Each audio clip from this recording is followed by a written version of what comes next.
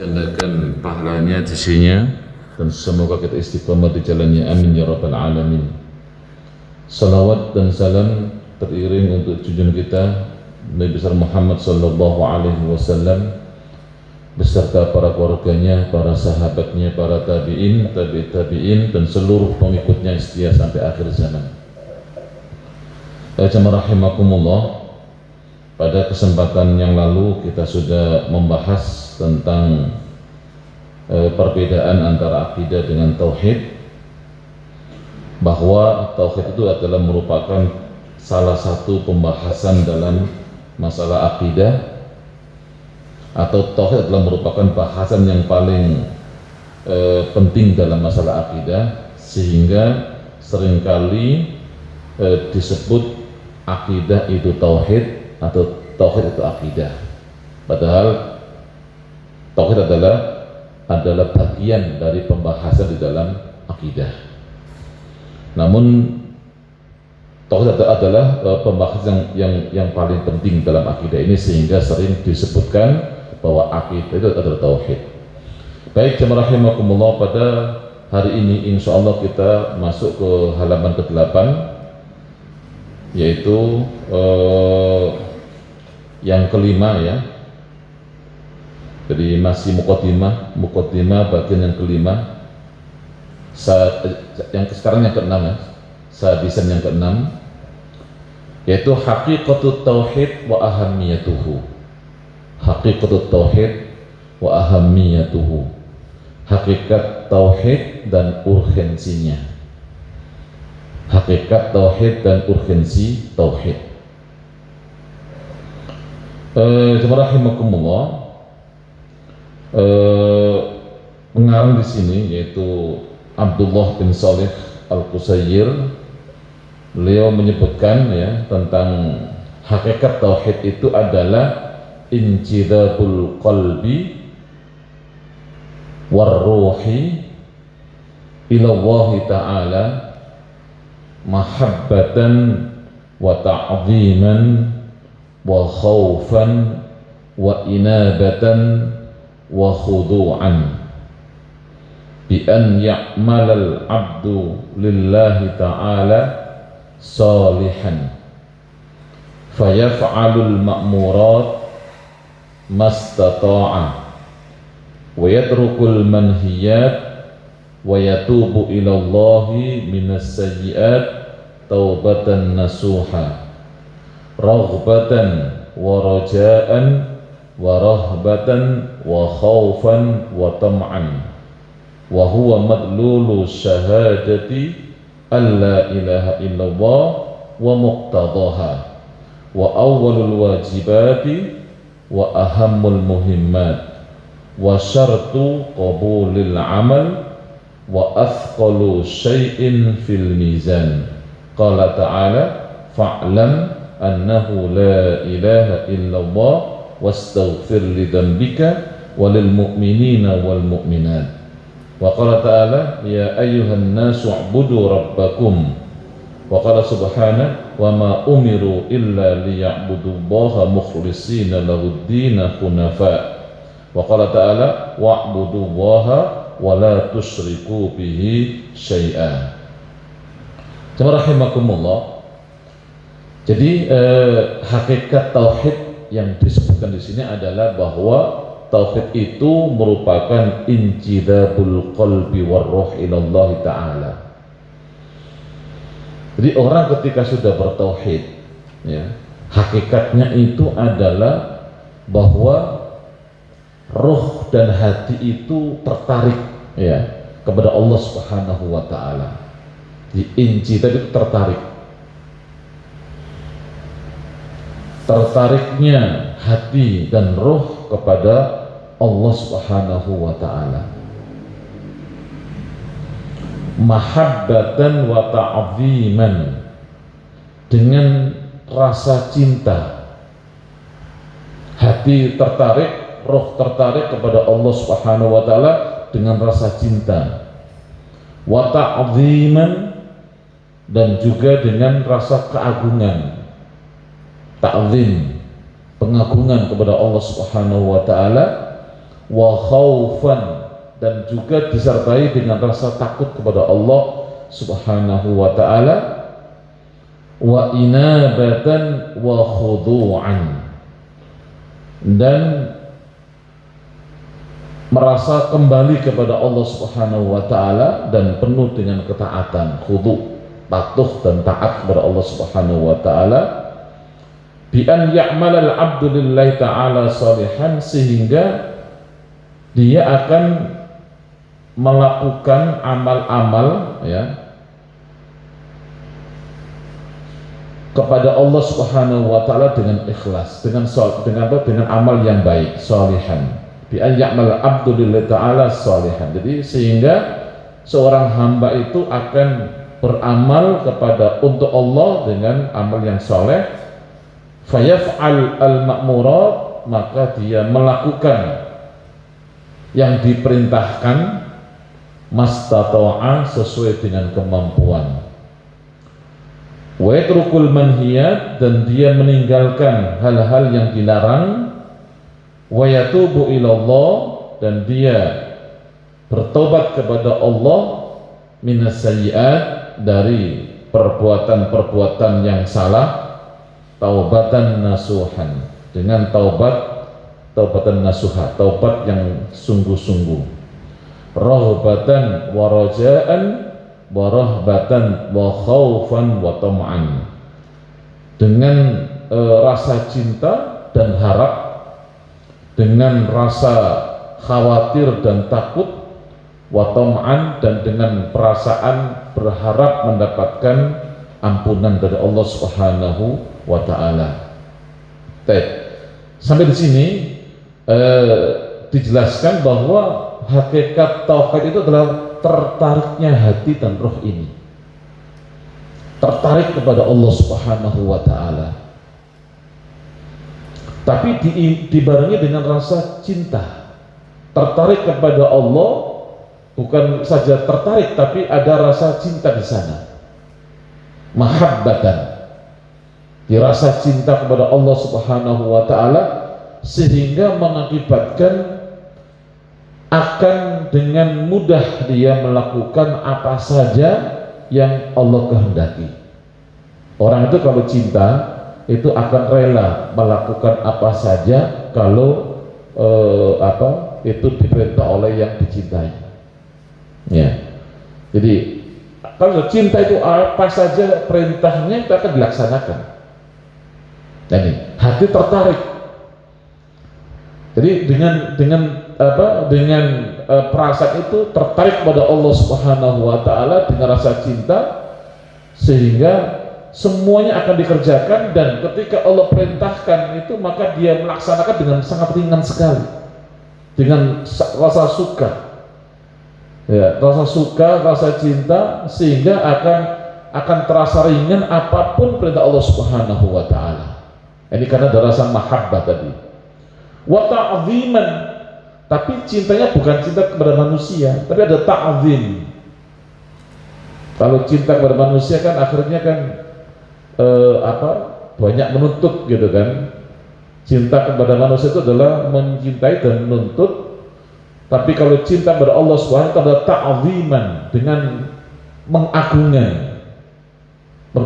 mencintai tapi juga mengagungkan juga.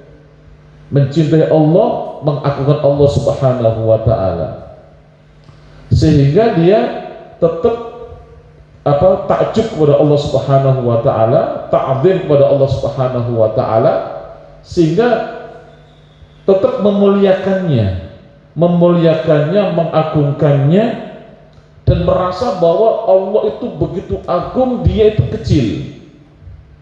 Ya, jadi campur baur itu antara cinta kepada Allah, kemudian mengagungkan Allah Subhanahu wa ta'ala, merasa bahwa dirinya kecil, Allah maha agung, Allah maha segala-galanya,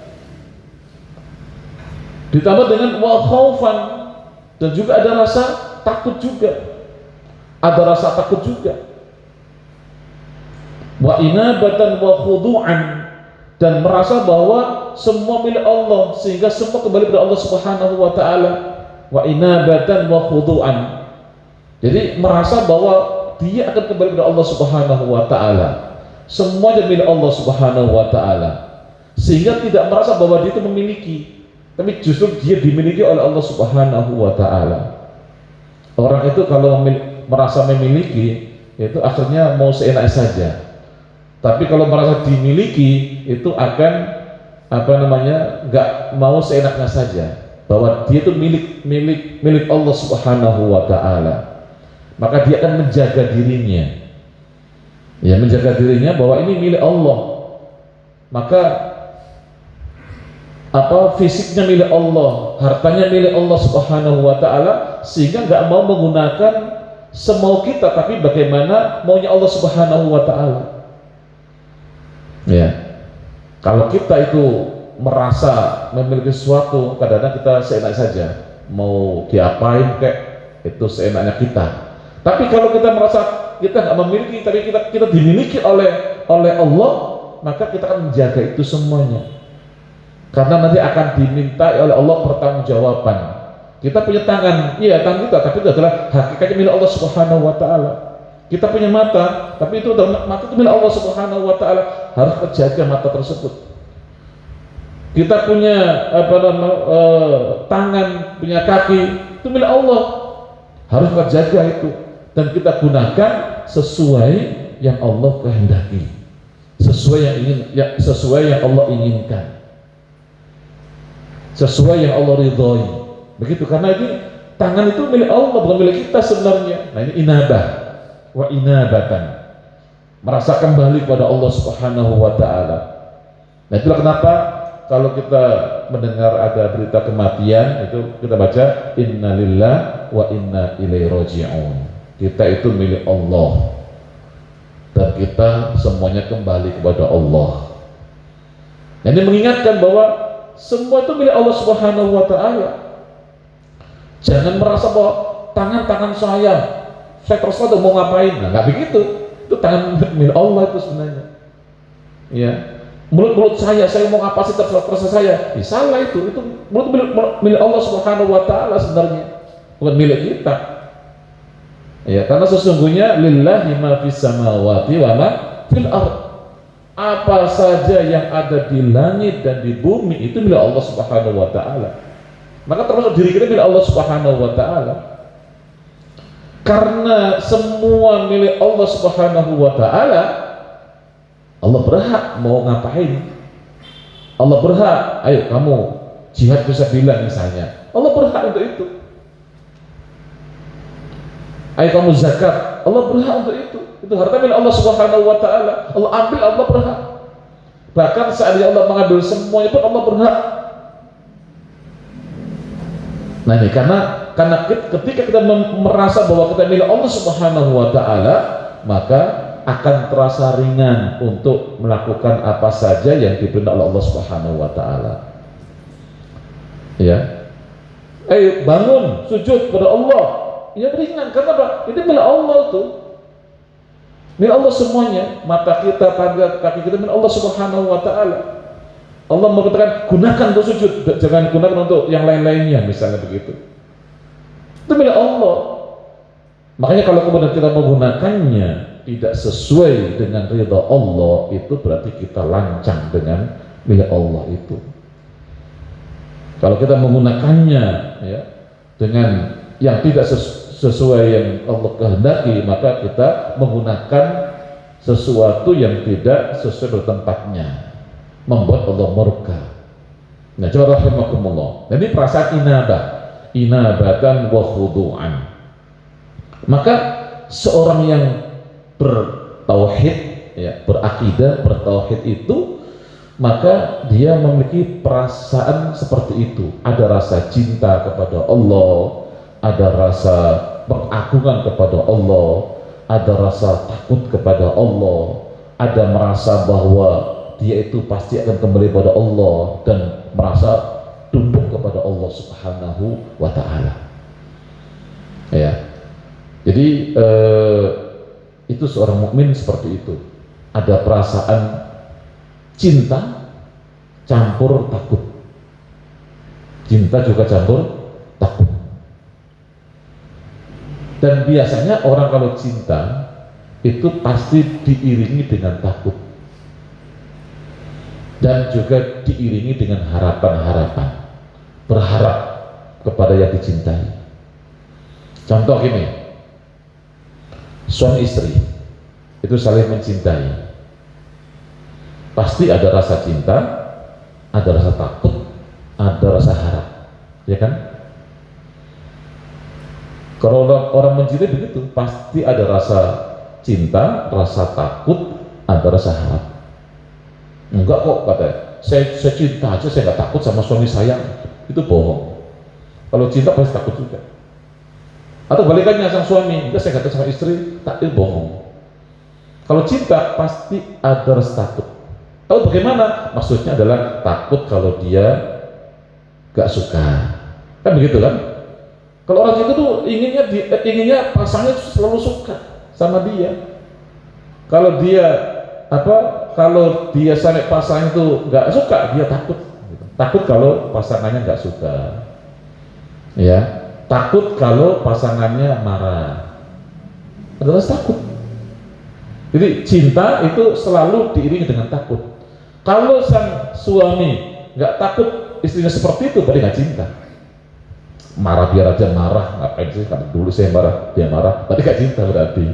Karena berarti ya gitu, ya. Karena kalau cinta pasti punya rasa takut, takut kalau dia marah, takut dia sedih, takut kalau dia nggak suka, begitu.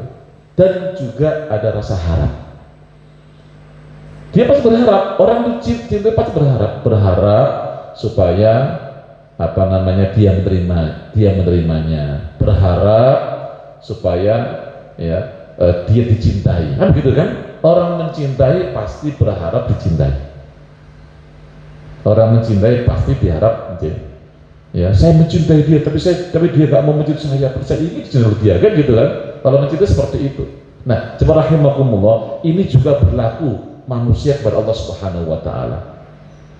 Manusia ketika mencintai Allah pasti takut kepada Allah, takut kalau Allah murka, takut Allah nggak ridho. Cinta kepada Allah pasti berharap semoga Allah menerima amal-amalnya, berharap semoga Allah memasukkan nanti dia ke dalam surga. Itu harap, ya.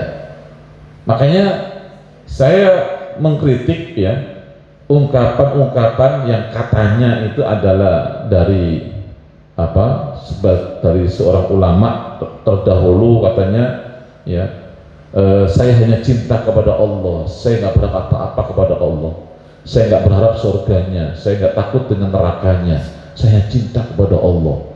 Itu nggak benar. Karena orang kalau cinta sama Allah pasti berharap kepada Allah, pasti takut kepada Allah, takut kepada neraka Allah, berharap surga Allah Subhanahu wa Ta'ala. Nah, itulah kenapa dalam Al-Fatihah, coba Al-Fatihah, ya, Allah berfirman, alhamdulillahi rabbil alamin, ar-rahmanir rahim, maliki yaumiddin, iyyaka na'budu wa iyyaka nasta'in. Ternyata orang itu kalau beribadah itu harus dilandasi oleh tiga hal: rasa cinta, rasa harap, dan rasa takut. Jadi sebelum iyyaka na'budu, hanya kepada Engkau kami beribadah, Allah awal dengan alhamdulillah, alhamdulillahi rabbil alamin. Orang kalau memuji Allah, kenapa memuji Allah?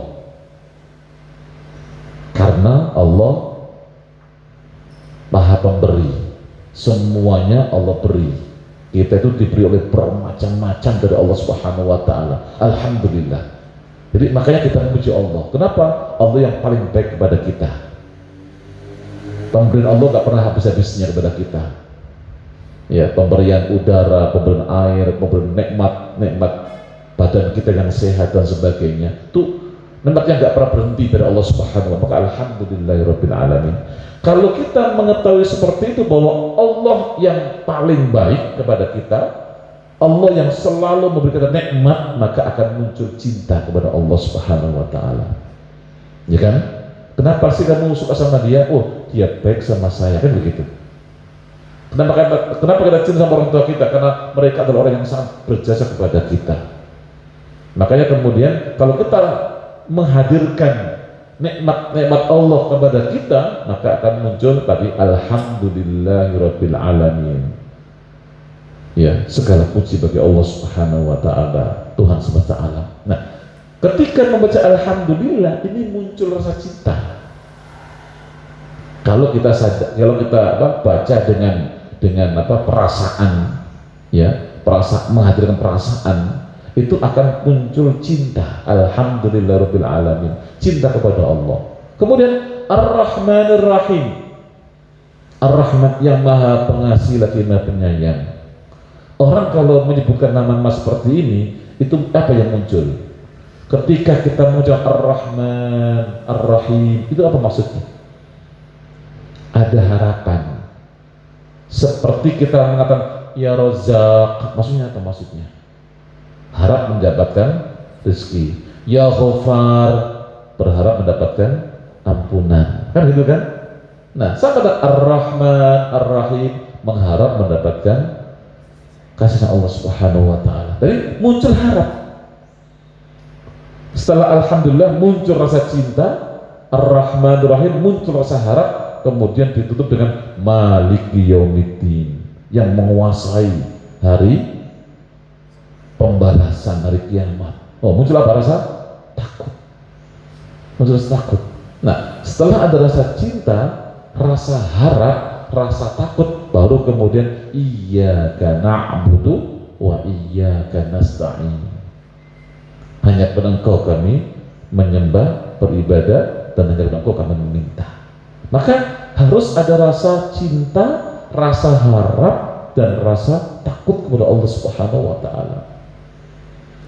Nah, cuma rahimakumullah, ya. Maka kemudian orang yang berakidah, orang bertauhid itu memiliki rasa itu. Rasa cinta, rasa harap, rasa takut kepada Allah Subhanahu wa taala, yang mana rasa ini semuanya akan membuat kita beribadah kepada Allah semakin khusyuk, semakin ikhlas kepada Allah Subhanahu wa taala, dan hanya kepada Allah, bukan kepada yang lainnya. Iyyaka na'budu wa iyyaka nasta'in. Hanya kepada Engkau ya Allah kami menyembah, dan hanya kepada Engkau ya Allah kami mohon pertolongan. Ya. Bismillahirrahmanirrahim. Maka hakikat tauhid sampai ke sana. Bagaimana menimbulkan dalam hati kita itu hanya ingin menyembah kepada Allah dengan perasaan tadi itu, perasaan cinta, perasaan harap, perasaan takut kepada Allah Subhanahu wa taala. Ya, tunduk kepada Allah Subhanahu wa taala. Sehingga kemudian bi an ya'malal 'abdu lillahi ta'ala salihan. Sehingga seorang hamba itu akan melakukan amal-amal kebaikan kepada Allah, hanya kepada Allah Subhanahu wa taala. Fayaf'alul ma'murat, maka dia akan melaksanakan semua yang diperintahkan oleh Allah. Mastata'ah, sesuai dengan kemampuannya. Ya, melakukan perintah-perintah Allah sesuai dengan kemampuannya. Nah, ini apa namanya? Allah itu sangat sayang kepada hamba-hambanya. Allah memang memerintahkan, tapi Allah hanya menyuruh kita untuk melakukan yang Allah perintahkan sesuai dengan kemampuan kita. Banyak perintah Allah, tapi Allah hanya memerintahkan kita melakukan sesuai dengan kemampuan kita. Makanya haji sesuai kemampuan. Kalau nggak mampu ya sudah, namanya nggak mampu, Allah nggak maksa. Itu mastata'ah. Tapi kalau namanya meninggalkan yang dilarang, harus, nggak boleh sesuai kemampuan. Jangan zina, ya Allah saya belum bisa kalau nggak berzina ya Allah, nggak boleh. Kalau larangan harus, ya. Kalau perintah mastata'tum. Kalau larangan maka harus ditinggalkan sepenuhnya. Nggak boleh meninggalkan sesuai kemampuan, nggak boleh. Nah, karena sini adalah dikatakan fayaf'alul ma'murat mastata'ah. Ya, sesuai kemampuan. wa yatrukul manhiyat, dan meninggalkan manhiyat, semua yang dilarang, wa yatubu ilallah minas sayyi'at. Nah, manusia itu inginnya selalu beribadah kepada Allah, tapi manusia juga punya syahwat. Kadang-kadang manusia lupa, kadang-kadang manusia kalah dengan syahwatnya, sehingga hatinya ingin beribadah, ingin berbakti kepada Allah, tapi dia punya syahwat, kadang-kadang kalah dengan syahwatnya. Allah masih mau menerima itu, Allah masih mau mengampuni kalau dia minta ampun kepada Allah Subhanahu wa taala. Ya, maka di sini orang yang bertauhid itu sadar bahwa dia manusia yang kadang-kadang kalah dengan syahwatnya. Maka begitu dia salah, dia segera mohon ampun kepada Allah Subhanahu wa taala. Wa yatubu ilallahi minas sayyi'at taubatan nasuha. Maka dia bertaubat, mohon ampun kepada Allah dengan taubat yang sesungguhnya. Artinya ketika dia memang salah, dia bertobat dan dia bertekad untuk tidak mengulangi kesalahan yang telah dia lakukan itu. Jemaah rahimakumullah, ini ya. Orang kalau salah, ya, kalau salah itu wajar salah, masih dimaklumi karena dia manusia. Tapi kemudian salah yang berulang-ulang itu gak wajar. Ya, makanya Allah mengampuni bagi orang-orang yang salah karena khilaf, karena nggak tahu dan sebagainya. Tapi begitu dia sudah selesai melakukan itu, maka dia segera minta ampun kepada Allah Subhanahu wa taala dan bertekad untuk tidak mengulangi lagi. Taubatan nasuha. Ya, rahbatan wa rajaan wa rahbatan wa khaufan wa tam'an. Jadi penuh dengan harap, penuh dengan harap kepada Allah supaya betul-betul diampuni. Di taubat itu betul-betul taubat bukan sekedar ucapan taubat, tapi betul-betul berharap semoga Allah mengampuni dia. Artinya dia sungguh-sungguh menyesal, sungguh-sungguh menyesal atas kesalahan yang telah dilakukan, ya, dan berharap Allah memberikan ampunannya. Wa khaufan, dan diiringi dengan rasa takut kalau Allah tidak mengampuninya. Ya, orang bertobat itu harus ada rasa takut juga, takut kalau Allah tidak mengampuni dia. Khaufan wa tam'an. Tam'an itu adalah sangat ingin untuk mendapat ampunan. Ya, itu. Maka tobat itu harus dengan rasa takut. Takut kalau Allah nggak menerima.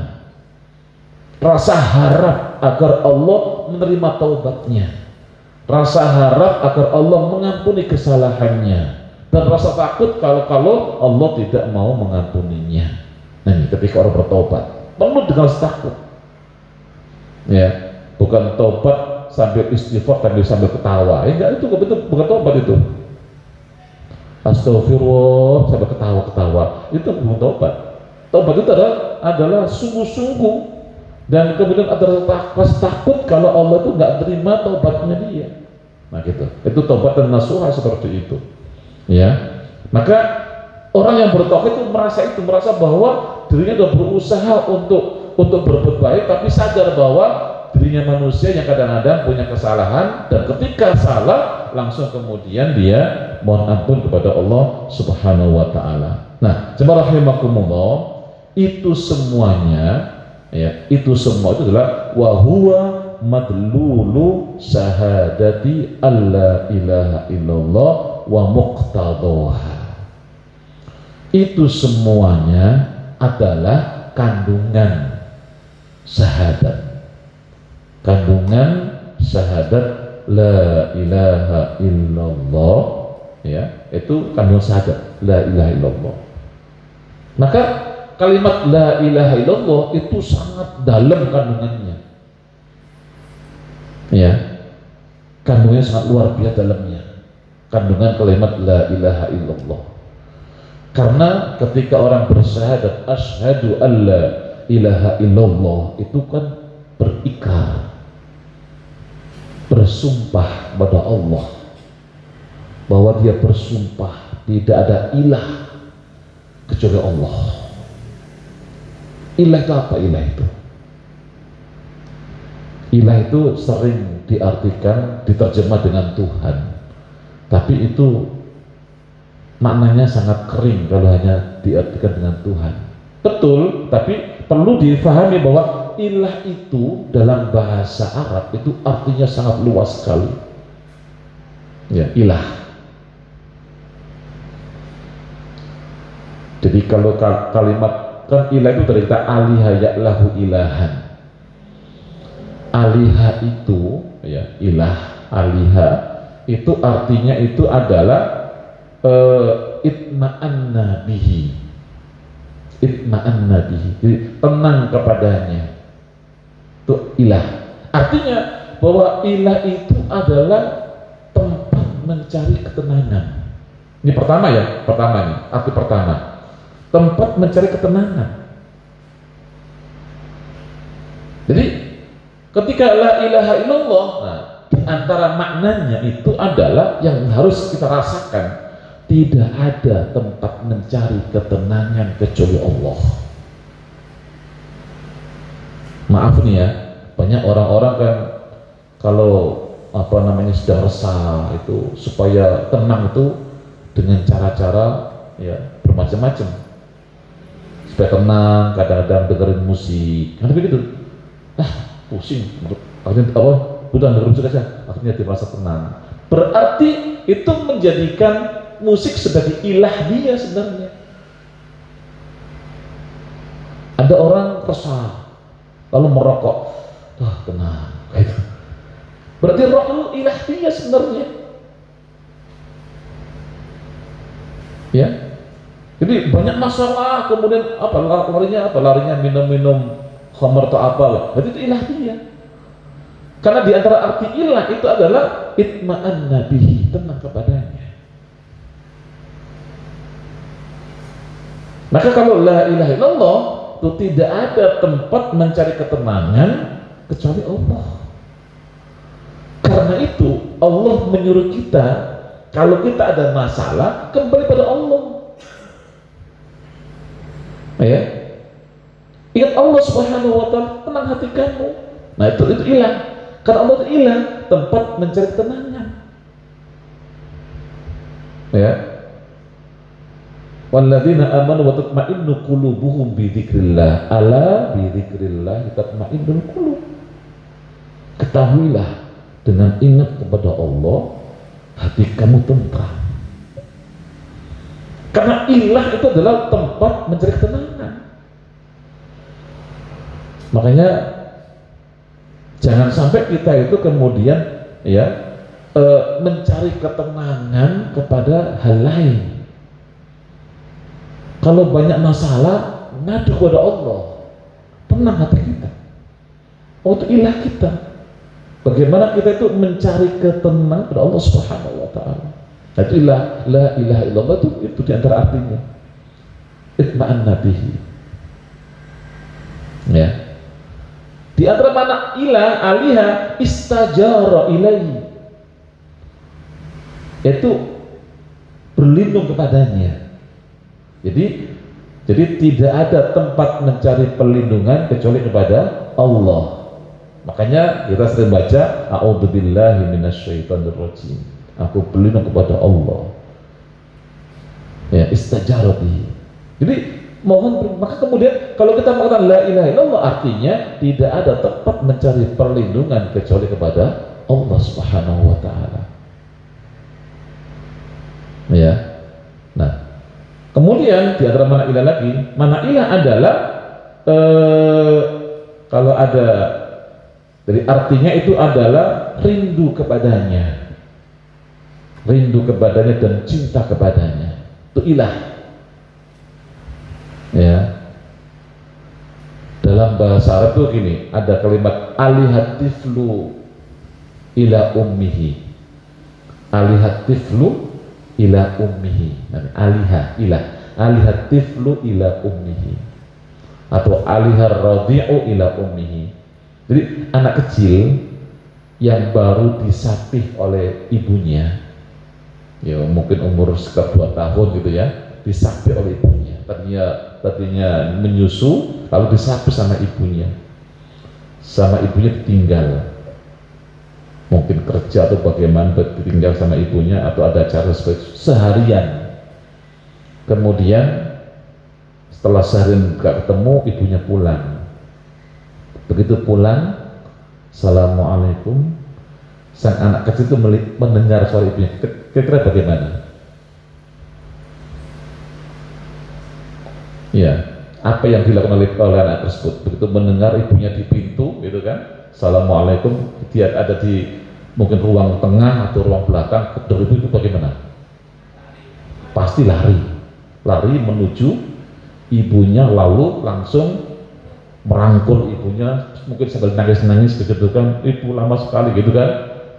Nah, anak yang seperti itu bahasanya alihat tiflu ila ummihi.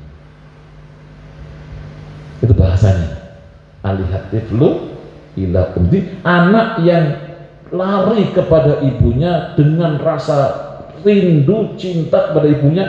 Nah, itu namanya, bahasanya adalah alihat tiflu ila ummihi. Lihat bahasa alihat tiflu ila ummihi. Jadi ilah itu artinya adalah yang dicintai, yang dirindui. Nah, sekarang kayak apa rindu kita kepada Allah Subhanahu wa taala gitu. Ya. Jadi rindu kepada Allah Subhanahu wa taala. Selalu ingat Allah Subhanahu wa taala. Makanya kan kita kan apa-apa ingat Allah, mau makan bismillah, artinya ingat Allah, ya kan? Habis makan alhamdulillah ya Allah, alhamdulillah, ingat Allah Subhanahu wa taala. Mau pakai baju bismillah, ingat Allah Subhanahu wa taala. Keluar rumah bismika Allah, ingat Allah Subhanahu wa taala. Bahkan ketika mau tidur juga masih ingat Allah. Bismillahirrahmanirrahim, ahya, ingat Allah Subhanahu wa taala. Bangun tidur langsung ingat Allah lagi. Nah, itu tandanya itu rindu pada Allah Subhanahu wa taala, selalu ingat Allah Subhanahu wa taala. Mohon maaf, ada syair-syair, lagu-lagu itu syirik sebenarnya. Apa lagunya itu? Mau makan ingat kamu. Nah, itu syirik itu. Mau minum ingat, mau tidur ingat kamu. Kamunya siapa itu? Kalau Allah sih nggak apa-apa. Ini masalah kamunya orang lain, manusia. Itu syirik itu. Harusnya Allah yang paling kita rindu, Allah Subhanahu wa taala. Makanya kita tuh hampir setiap waktu diingat Allah. Dibiasakan untuk selalu mengenang Allah, mengingat Allah. Kita rindu kita sama Allah Subhanahu wa taala. Nah, di antara contoh orang rindu sama Allah itu adalah selalu menanti-nanti waktu sholat. Turun sama Allah Subhanahu wa taala. Nunggu-nunggu waktu sholat. Dan selalu ingin dekat dengan Al-Quran. Itu tandanya bahwa dia ingat Allah Subhanahu wa ta'ala. Ya. Nah, jawarahimakumullah, ini ilah itu seperti itu. Maka kalau kita membaca la ilaha illallah, di antara kandungannya itu adalah tidak ada yang kita rindui kecuali Allah. Tidak ada yang kita cintai kecuali Allah. Nah itu, ya. Makanya ini semua adalah madlulu syahadati alla ilaha illallah, kandungan daripada kalimat la ilaha illallah. Makanya dulu orang Arab itu ya membaca kalimat asyhadu alla ilaha illallah itu mereka paham, kandungannya paham, sehingga mereka itu kalau merasa nggak sanggup, nggak mau ngomong la ilaha illallah, gitu. Hanya orang-orang yang sanggup aja mau makan la ilaha illallah. Orang-orang kafir itu dulu nggak mau ngomong la ilaha illallah, nggak mau belajar syahadat. Kenapa? Dia merasa saya nggak sanggup itu. Nah gitu. Ngomong begitu nggak sanggup, maka mereka kafir. Jadi dulu itu banyak orang kafir karena paham la ilaha illallah. Sekarang banyak orang muslim karena nggak paham la ilaha illallah. Jadi enteng aja baca la ilaha illallah itu. Gitu. Padahal kandungannya luar biasa. Nah ini jemaah rahimakumullah, maka kemudian sangat penting memahami kalimat syahadat itu. Ya, jangan mencukupkan diri dengan terjemahan yang sudah ada terjemahan itu, karena terjemahan itu hanya apa ya? Hanya sebagian maknanya saja. Sebagai makna saja. Dan kalau kita kupas kandungan la ilaha illallah luar biasa. Nah itu, ya. Oh, ini adalah diantara wa huwa madlulu syahadati alla ilaha illallah wa muqtadaha. Jadi ini adalah kandungan syahadat la ilaha illallah wa muqtadaha dan tuntutan la ilaha illallah. Apa tuntutan la ilaha illallah itu apa? Banyak. Tuntutan la ilaha illallah adalah bertauhid, hanya mentauhidkan Allah Subhanahu wa ta'ala dalam rububiyahnya, dalam uluhiyahnya, dalam asma sifatnya dan semuanya. Tuntutannya apa? Tuntutan la ilaha illallah diantaranya lagi, diantaranya adalah wala wal bara. Apa wala bara itu? Loyalitas kepada Allah, loyalnya kepada Allah Subhanahu wa ta'ala, loyal kepada Allah, nanti berikutnya kepada Rasulullah dan kepada orang-orang Islam. Loyalnya orang muslim itu loyalnya kepada Allah, kepada Rasulullah, lalu kepada orang-orang beriman yang lurus. Orang beriman yang lurus, orang beriman yang cinta kepada Allah dan Rasulnya, ya. Innama waliyukumullah wa rasuluhu walladzina amanu, kata Allah, sesungguhnya wali-wali kalian, artinya yang berhak engkau berikan wala, yang berhak engkau berikan loyalitas kepada Allah, Rasulnya dan orang-orang beriman. Nah ini jamaah rahimakumullah, ya, ini tuntutan la ilaha illallah, ya, diantaranya seperti itu. Maka ini adalah merupakan bagian kandungan la ilaha illallah, kemudian dan tuntutannya. Wa awwalul wajibat, hakikat tauhid tadi itu adalah merupakan awwalul wajibat, kewajiban yang paling pertama, ya, karena hanya menuhankan Allah, ya, melaksanakan yang Allah perintahkan, meninggalkan yang Allah larang, itu bukan awwalul wajibat, kewajiban yang paling pertama. Wa ahamul muhimmat, dan hal-hal penting yang paling penting. Wa ahamul muhimmat, ya, nilai ini tauhid. Awalul wajibat wa ahamul muhimmat wa syartu qabulil amal, dan juga merupakan syarat diterimanya amal. Orang itu tidak akan diterima amalnya kalau tidak beriman, kalau tidak bertauhid. Ya, di syarat diterimanya amal itu iman kepada Allah Subhanahu wa ta'ala.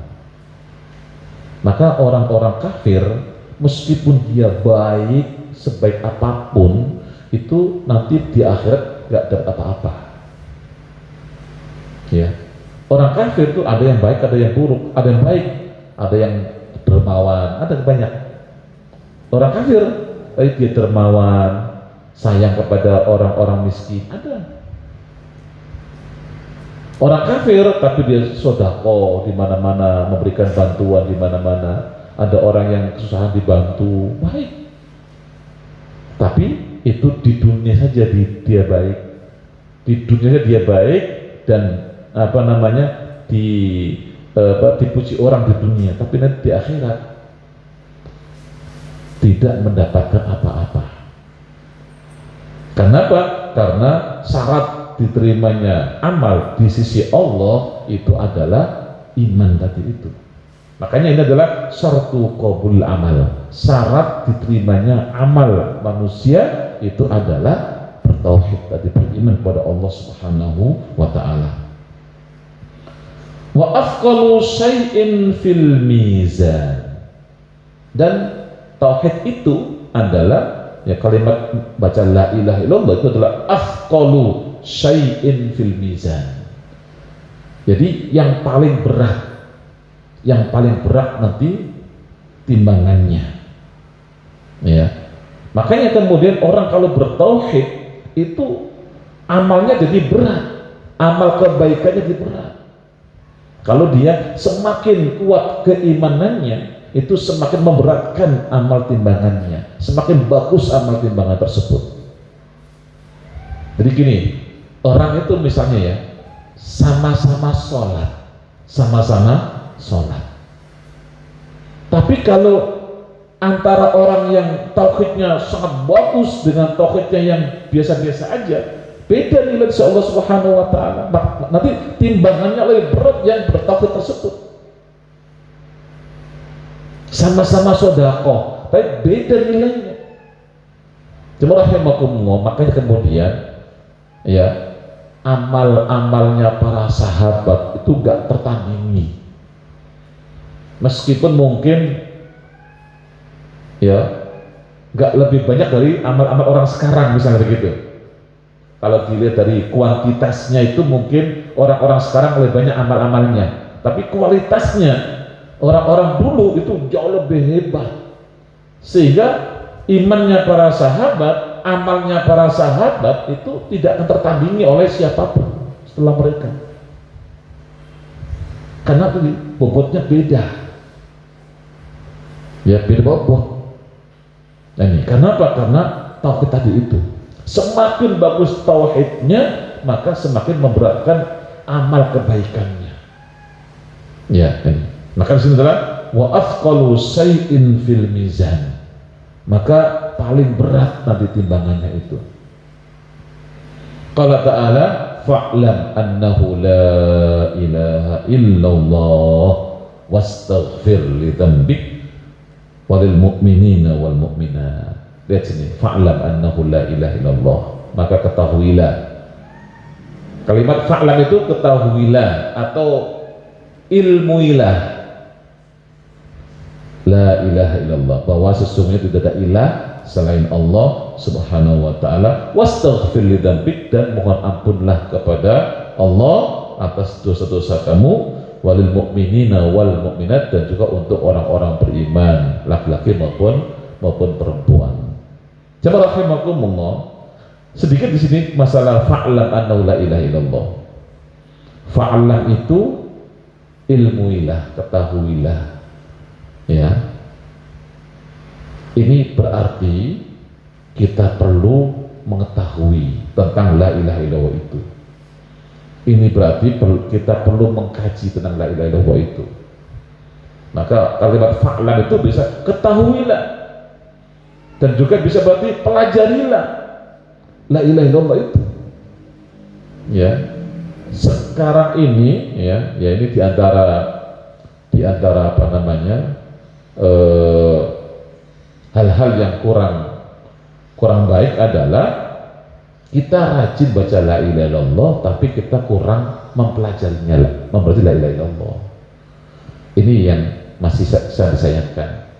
Bahkan kalau di beberapa tempat itu kan selalu dibaca ini fa'alam annahu la ilaha illallah, lalu baca la ilaha illallah, la ilaha illallah, tapi hanya sebatas baca saja. Kadang-kadang nggak paham isinya itu nggak paham. Nah, makanya kemudian perlu dikembangkan lagi, tidak sekedar hanya membaca tapi juga dipelajari kandungan la ilaha tersebut. Maka fa'lam, ketahuilah, ilmuilah, pelajarilah la ilaha illallah itu. Nah, di sini kita nanti insya Allah membahas masalah itu ya, karena ini membahas masalah akidah, sehingga nanti insya Allah akan dibahas semua itu. Fa'lam annahu la ilaha illallah ya, maka ketahuilah, pelajarilah tentang la ilaha illallah itu, kandungannya sangat luar biasa.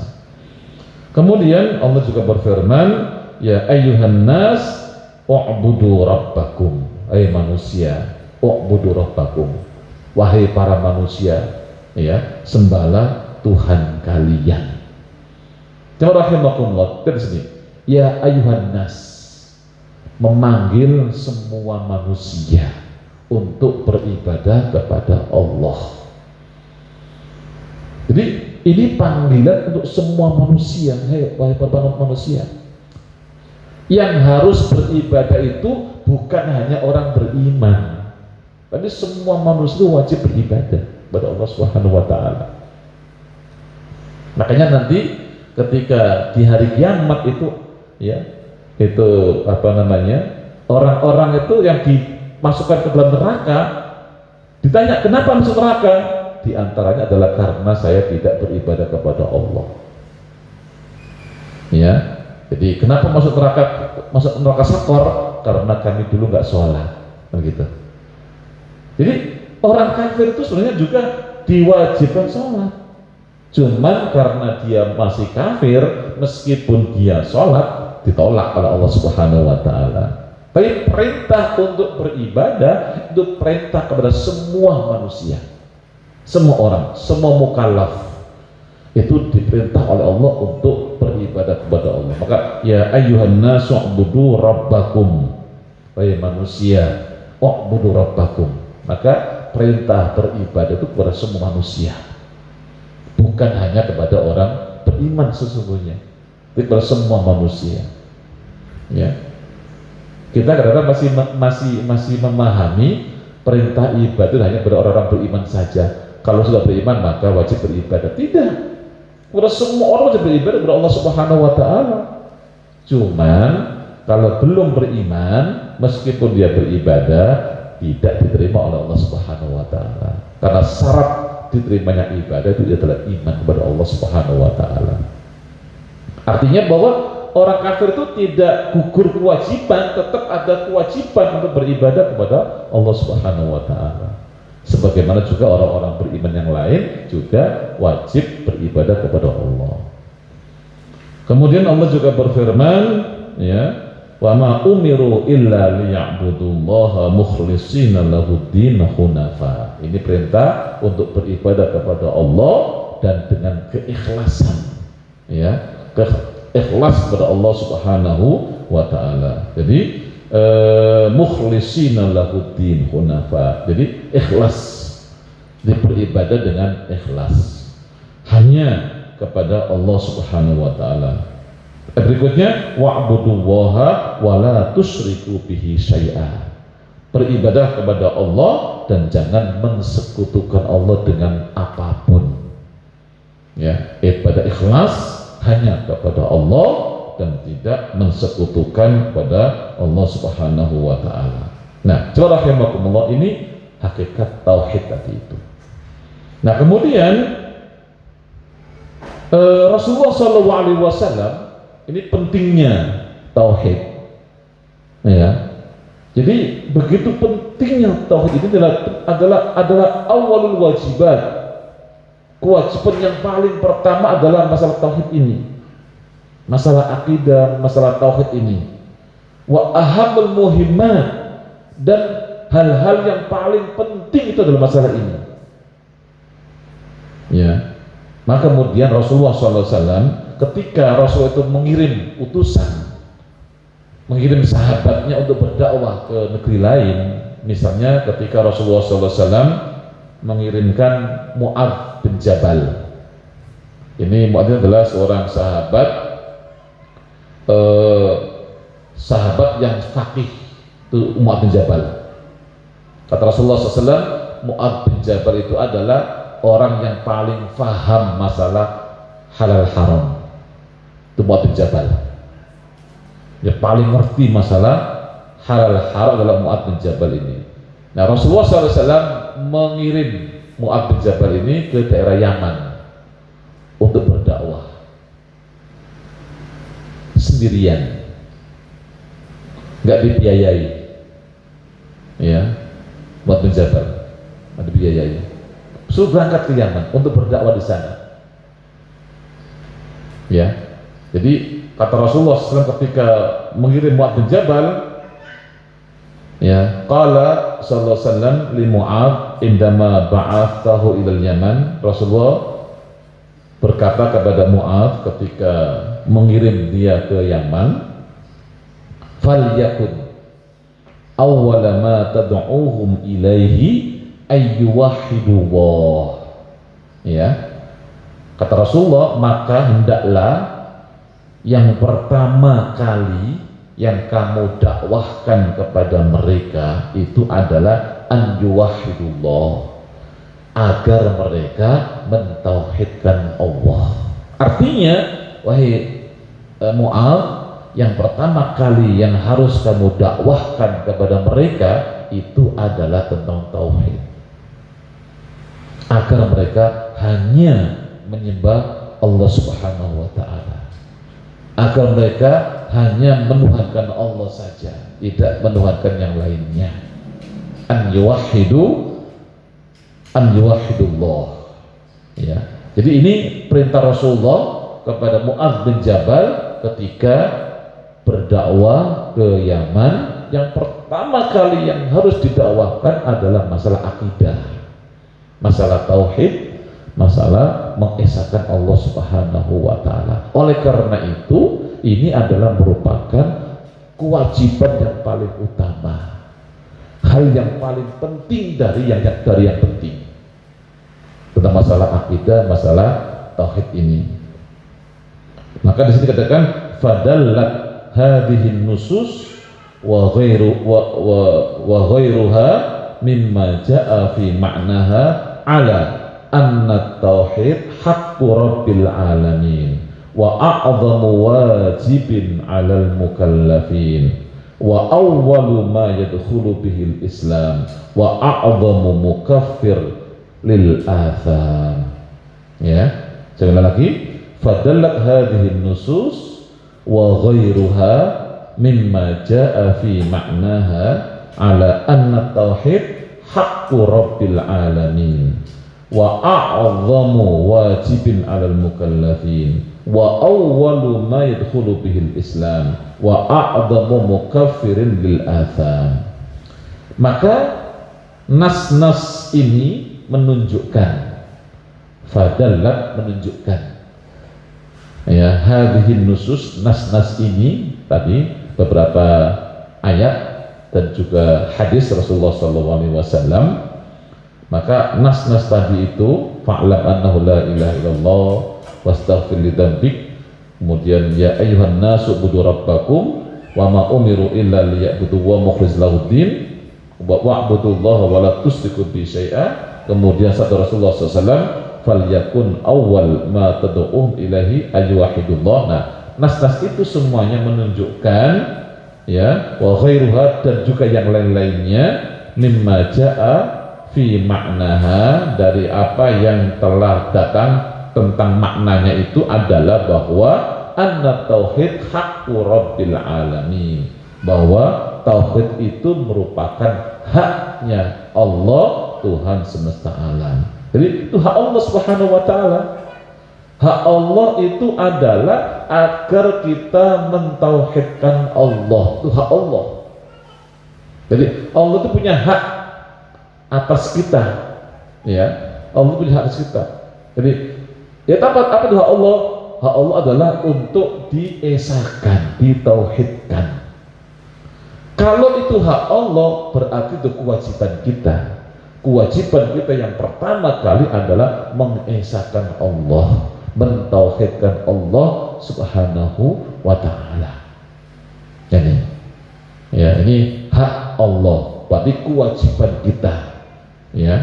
Maka bahwa tauhid adalah haknya Allah atau kewajiban manusia, ya, kepada Allah Subhanahu wa ta'ala. Wa a'zamu wajibin 'alal mukallafin, dia, dan kewajiban yang paling besar, wa a'zamu wajibin, dan kewajiban yang paling besar 'alal mukallafin, ya, atas orang-orang mukallaf. Mukallaf itu apa? Apa mukallaf itu? Iya, orang yang dibebani untuk melaksanakan syariat Allah, itu mukallaf. Apa syaratnya mukallaf itu? Dua. Apa dua? Pertama adalah baligh wal aqil, sudah baligh dan berakal. Itu mukallaf. Al balighul aqil, orang yang sudah baligh dan orang yang berakal, itu mukallaf. Kaya miskin itu nggak ada pengaruhnya, ya. Yang penting adalah bahwa dia sudah baligh, dia berakal, maka itu mukallaf. Maka kewajiban untuk mentauhidkan Allah itu atas semua orang mukallaf. Ya, mukallaf itu adalah balighun aqilun, yang sudah balik dan berakal. Ya, kalau orang gila nggak punya kewajiban untuk itu. Anak kecil nggak punya kewajiban, tapi anak kecil harus dilatih supaya begitu sudah balik dia sudah terbiasa. Ya, itu namanya mukallaf, itu adalah tadi. Ya, maka mukallaf adalah al-balighul aqil. Maka ini adalah kewajiban yang paling besar alal mukallafin, pada mukallaf. Wa awwalu ma yadkhulu bihil Islam. Dan yang paling pertama yang harus masuk ke dalam Islam itu masalah ini, masalah tauhid. Orang ketika masuk ke dalam Islam, maka yang pertama kali yang dikenalkan adalah masalah tauhid ini, mengesahkan Allah dan tidak menuhankan selain Allah Subhanahu wa Ta'ala. Ya, hanya beribadah kepada Allah dan tidak mensekutukannya. Wa a'dhamu mukaffirin lil atham, dan yang bisa menghapuskan dosa, hal yang paling besar yang bisa menghapuskan dosa itu adalah tauhid ini. Maka ketika orang bertauhid, maka itu lebih mudah Allah ampuni dosa-dosanya. Orang berbuat dosa dan dia misalnya melakukan kesyirikan, tapi dia mohon ampun dosa-dosa yang lain, kesyirikannya nggak mohon ampun, ya akan terima oleh Allah Subhanahu wa Ta'ala. Ya, jadi yang paling penting adalah tauhidnya itu. Ketika dia bertauhid, maka insya Allah akan mudah diampuni oleh Allah Subhanahu wa Ta'ala. Gitu. Ya, ini tauhid itu adalah a'dhamu mukaffirin lil atham. Jadi hal yang paling besar yang bisa mengampuni, ya, yang bisa menghilangkan atau mengampuni dosa-dosa. Jadi orang yang bertauhid itu doanya lebih mustajab. Ketika dia mohon ampun kepada Allah, itu lebih mudah diampuni oleh Allah ketimbang orang yang tauhidnya lemah atau yang tidak bertauhid sama sekali. Makanya a'dhamu mukaffir lil atham. Nah, cara rahimakumullah ini ya yang terkait dengan hakikat tauhid dan urgensi tauhid. Makanya kemudian ini sangat penting sekali, maka semua orang beriman harus memahami ini. Semua orang beriman harus mempelajari ini, masalah tauhid ini. Ini yang paling pertama yang harus difahamkan. Ya, makanya dulu Rasulullah SAW itu selalu mendakwakan masalah tauhid ini. Bayangkan saja Rasulullah berdakwah itu dengan tauhid pertama kali. Terus tauhid bertahun-tahun tentang akidah tauhid terus. Baru tahun ke-10 dari kenabian baru ada perintah untuk sholat waktu. 10 tahun setelah Nabi baru ada perintah sholat waktu. Nah, ini adalah menunjukkan bahwa begitu pentingnya tauhid ini sehingga harus diajarkan yang pertama kali kepada kaum muslimin. Nah, memang ini kesalahan sejarah kali ya, begitu. Kita selama ini kan jarang mempelajari tauhid itu. Yang banyak mempelajari fikih yang banyak. Padahal akidah ini nggak kalah penting dengan fikih, bahkan lebih penting daripada fikih sebenarnya. Tapi kemudian kondisi umat ini kadang-kadang begitu. Jadi yang dipelajari itu fikih melulu, tauhid enggak. Makanya kita lihat di beberapa tempat pengajian, taklim masjid, mushola, itu enggak ada taklim tauhid atau akidah. Yang ada adalah taklim fikih. Dan fikihnya pun terbatas, hanya toharoh, sholat, puasa, udah. Ya, begitu selesai Ramadan, mulai lagi toharoh lagi, lalu sholat, lalu Ramadan pas puasa, Syawal ngulangi lagi, toharoh lagi, begitu semua, nggak pernah selesai tentang fikihnya.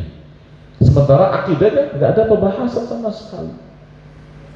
Ya, makanya kemudian kalau akidahnya lemah, itulah muncul banyak orang-orang yang ngerti tentang hukum-hukum sholat, tapi masalah akidah masih lemah, sehingga beda sedikit aja sudah saling mencaci maki antara saudara. Beda sedikit aja sudah nggak mau masuk masjidnya, gitu kadang-kadang.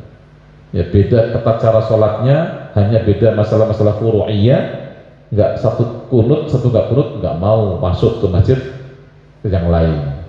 Satu ketika terawih 8 rakaat, satu lagi 20 rakaat, nggak mau masuk masjidnya. Nah, itu kan karena akidahnya belum terbingkai dengan bagus tentang akidah itu. Padahal orang akidah itu, ya, selama dia berakidah, baca la ilaha illallah, maka dia saudara kita, harus sayang kepada kita, gitu. Kita sayang kepada mereka. Itu akidah seperti itu. Sehingga hal-hal kecil itu jangan membuat kita pecah belah. Hal-hal yang furu'iyah jangan membuat kita berbeda-beda, gitu. Yang namanya furu'iyah beda, itu biasa sebenarnya. Maka jangan itu membuat kita berpecah belah. Nah ini, ya. Nah ini dari akidah tauhid. Makanya orang kalau sudah berakidah, bertauhid itu gampang untuk bersatu. Tapi kalau akidah lemah, susah bersatunya. Masing-masing hanya ngandelin atau hanya bangga dengan alirannya sendiri, bangga dengan mazhabnya sendiri, gitu. Karena akidahnya kurang bagus. Nah ini, rahimakumullah, ya, ini sudah bagus di sini.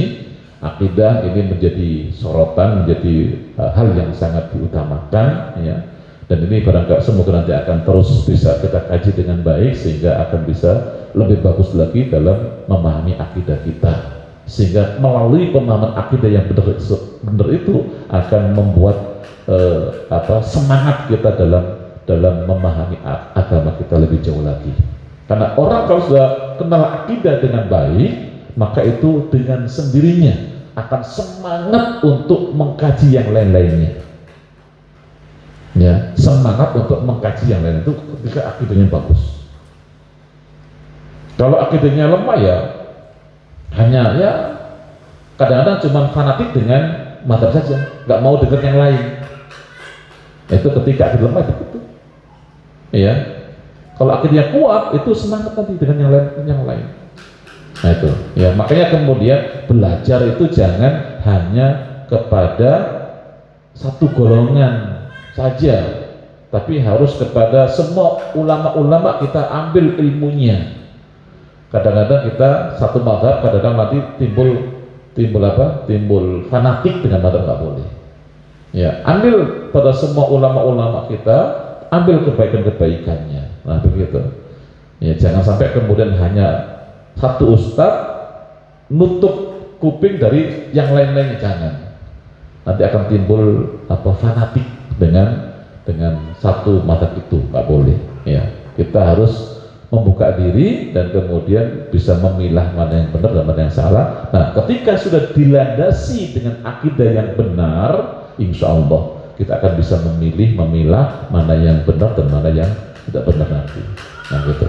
Sambil terus bertanya kepada orang-orang yang kita anggap mereka orang yang bisa memahami berbagai macam masalah tersebut. Ya. Demikian, ya, pada kesempatan hari ini, ya. Semoga cuma satu halaman, tapi semoga ini akan bisa membuka wawasan kita semakin dalam dan semakin menguatkan akidah kita. Demikian, kalau ada yang mau bertanya, persilahkan. Masih ada waktu beberapa menit. Ada yang bertanya? Ada yang bertanya? Halo? Ngerti ya? Ustaz, aman? Ya, silakan. Iya, ini terkait masalah la ilaha illallah, sudah sangat jelas ya bahwa konteksnya hubungannya dengan Allah. Kalau tadi ada ungkapan mau makan ingat kamu, bahkan mau ke WC ingat kamu gitu. Itu ketika itu dijatuhkan hukumnya kategori syirik, itu bagaimana kalau kita level itu level manusia aja gitu kan? Nah, hanya kamu yang saya sayangi, istriku gitu kan? Itu kan manusia dengan manusia, tapi tidak ada hubungannya dengan Allah gitu. Itu jatuh kategori syirik juga apa bagaimana Ustaz? Ya, kalau dia ngomong antar manusia hanya kamu yang saya cintai, itu maksudnya di antara manusia hanya kamu yang saya cintai.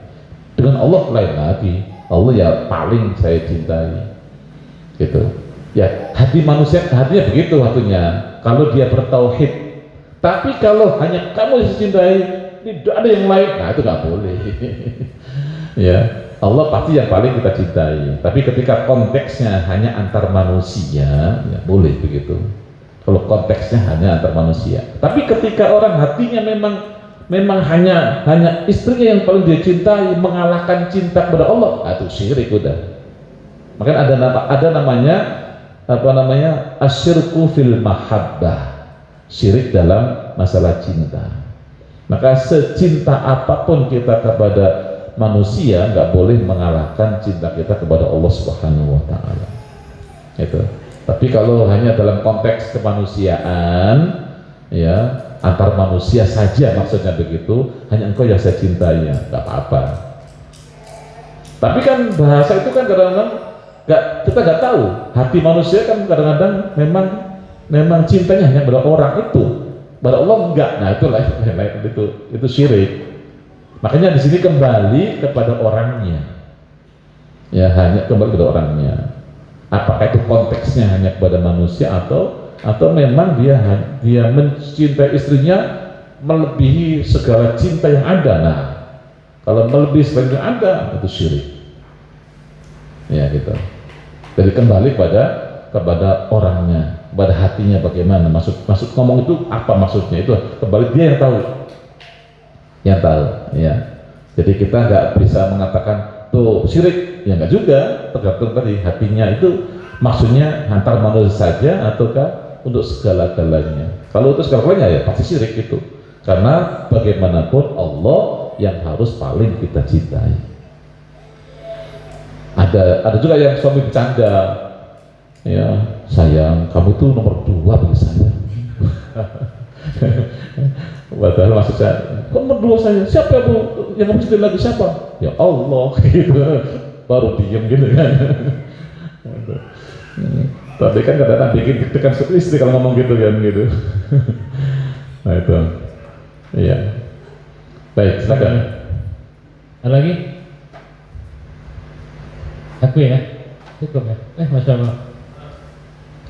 Bismillah, saya mau bertanya. Iya, silakan. Ketika kita belajar tauhid dan kita pasti mengetahui amalan-amalan syirik gitu kan. Nah, ketika kita ingin menasihati seseorang gitu bahwa situ amalannya syirik, gitu, dia berkata dikit-dikit syirik, dikit-dikit musyrik, dikit-dikit neraka gitu. Bagaimana ya Ustaz? Iya. Jadi dengan kesyirikan ya, syirik yang sudah jelas kesyirikannya kita harus perangi. Harus kita hilangkan, tapi dengan cara-cara yang baik yang tidak menimbulkan hal yang lebih jelek lagi.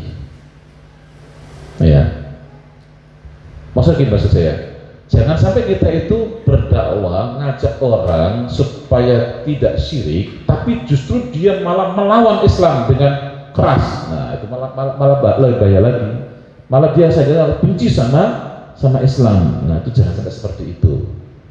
Nah kan munculkan dikit syirik, mungkin cara kita yang kurang benar. Ya maaf ya, itu seperti itu kadang-kadang muncul.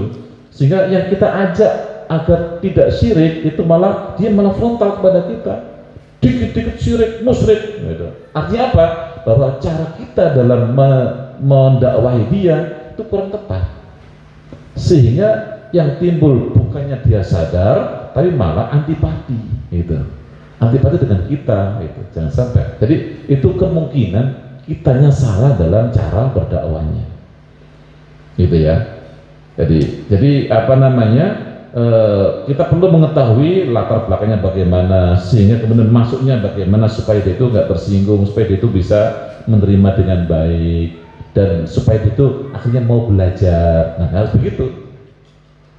Biasanya orang itu melakukan kesyirikan, kebanyakan orang-orang awam itu karena nggak tahu, karena nggak ngerti. Nah orang kalau nggak ngerti itu jangan kemudian langsung disalah-salahin, tapi dibuka cakrawalanya dia supaya dia mau belajar. Itu.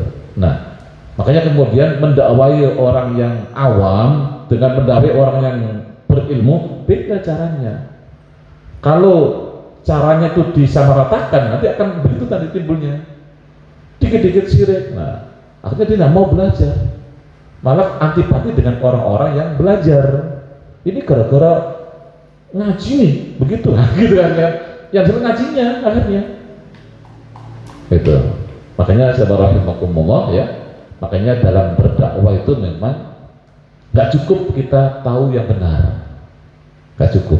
Tapi harus tahu caranya bagaimana supaya orang tertarik dengan kebenaran. Ya, makanya jangan menyampaikan kebenaran betul bagus, tapi menggunakan cara yang benar dalam menyampaikan kebenaran itu lebih bagus lagi. Ya, jadi menyampaikan kebenaran bagus, tapi menggunakan cara yang benar dalam menyampaikan kebenaran itu lebih bagus lagi. Harus seperti itu. Itu. Jadi saya sering ya ketika saya mengajak orang kok jadi seperti itu, nah, saya kira mungkin saya salah caranya, saya masuknya salah sehingga dia timbulnya malah menyerang, malah antipati. Nah itu mungkin kita salah dalam cara masuknya gitu ya. Nah, seorang dai, seorang yang mengajak orang lain ketika dilawan seperti itu, maka sebaiknya introspeksi diri. Mungkin ada cara yang salah dan berusaha untuk mencari cara yang lain yang lebih tepat. Nah gitu ya. Allahu a'lam bishawab begitu. Yakin Ustaz? Yakin. Baik-baik. Terima kasih atas waktu yang diberikan dan terima kasih atas perhatiannya. Semoga Allah Subhanahu wa taala senantiasa menjaga kita di dalam jalannya yang lurus ini, dan semoga kita istiqomah di jalannya. Semoga Allah akan memberikan kita nikmat terbesar nanti di surga nanti insyaallah semuanya. Amin ya rabbal alamin. Demikian, mari kita sama-sama berdoa kepada Allah Subhanahu wa taala. Al-Fatihah. A'udzubillahi minasyaitonir rajim. Bismillahirrahmanirrahim. Alhamdulillahirabbil alamin arrahmanir rahim maliki yaumiddin iyyaka na'budu wa iyyaka nasta'in ihdinas siratal mustaqim siratal ladzina an'amta 'alaihim ghairil maghdubi 'alaihim waladdallin amin. Alhamdulillahirabbil alamin hamdan yuwafi ni'amahu wa mazidah ya rabbana lakal hamdu wa lakal syukru yang bi jalali wajhika wa 'azimi sultanik. Allahumma shalli ala Muhammad, Allahumma shalli ala Muhammad sayyidil awwalin wal akhirin. Allahumma ighfir lana dhunubana wa kaffir 'anna sayyi'atina wa tawaffana ma'al abrar. Allahumma ighfir lana wa liwalidina warhamhum kama rabbawna shighara. Allahumma ighfir lana wa li ikhwanina alladhina sabaquna bil iman wa la taj'al fi qulubina ghillan lil ladzina amanu rabbana innaka ra'ufur rahim. Allahumma ighfir lana ma qaddamna wa ma akharna wa ma a'lanna wa ma asrarna wa ma anta a'lamu bihi minna. Antal muqaddim wa antal muakhir, la ilaha illa anta innaka antal qadir. Rabbana zalamna anfusana wa illam taghfir lana wa tarhamna lanakunanna khasirin. Allahumma anfa'na bima 'allamtana wa 'allimna ma yanfa'una warzuqna ilman yanfa'una wa zidna ilman yanfa'una rabbal alamin. Rabbana atina fid dunya hasanah wa fil akhirati hasanah wa qina 'adzabannar. Walhamdulillahi rabbil alamin. Subhanallah. Assalamualaikum warahmatullahi wabarakatuh. Waalaikumsalam warahmatullahi wabarakatuh. Alhamdulillah, jazakallah, kita ucapkan kepada guru kita Ustaz Arief Ma'ruf STMA yang telah menyampaikan kajiannya pada pagi hari ini. Insya Allah apa yang disampaikan bisa kita aplikasikan dalam kehidupan sehari-hari dan tentunya juga memperkuat keimanan kita kepada Allah Subhanahu wa taala. Amin, amin ya rabbal alamin. Semoga Allah senantiasa memberikan keberkahan kepada guru kita atas ilmunya dan berikan segala kemudahan atas segala apa yang dia usahakan, insya Allah. Baik, untuk pertemuan nanti, Ustaz, ini kan Sabtu, ini kan akhir Februari itu masih ada Sabtu, Ustaz. Nanti kita masuk Maret, ada tanggal 7 hari Sabtu. Itu Sabtu minggu pertama jatuhnya ya. Nah nanti kita ketemu minggu keduanya, tanggal 14. Ya, baik. Insya Allah kita akan ketemu lagi nanti untuk kajian akidah dengan subtema yang baru, yaitu Arkanul Aqidah wal Iman, insya Allah. Jadi di tanggal 14 Maret 2020. Jadi mohon dicatat di tanggalannya, dibikin di agenda di handphonenya agar tidak terlupa dan terlewat. Dan juga jangan lupa untuk disebarkan kepada orang-orang terdekat kita, orang-orang sekeliling kita yang memang sangat memerlukan seperti itu. Baik, mari sama-sama kita tutup kajian kita pada hari ini dengan bacaan doa kafaratul majlis. Bismillahirrahmanirrahim. Subhanakallahumma wa bihamdika asyhadu an la ilaha illa anta wa astaghfiruka wa atubu ilaik. Lebih kurangnya saya mohon maaf. Billahi taufiq wal hidayah. Wassalamualaikum warahmatullahi wabarakatuh. Allahumma shalli wa sallim.